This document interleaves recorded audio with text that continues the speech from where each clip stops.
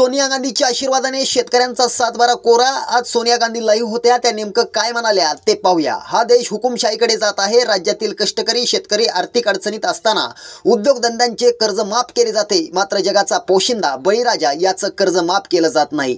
शेतकऱ्यांचं यांना मत हवंय, मात्र शेतकऱ्यांना मदत करण्याची यांची मानसिकता नाहीये। आमच्या सरकारमध्ये सर्वात मोठी कर्जमाफी झाली होती, त्याचबरोबर आमच्या सरकारची शेतकऱ्यांशी नाळ होती, मात्र देशातील राज्यकर्त्यांना शेतकऱ्यांचा विसर पडला असून त्यांना ही जनता, ही शेतकरी कदापिही माफ करणार नाही।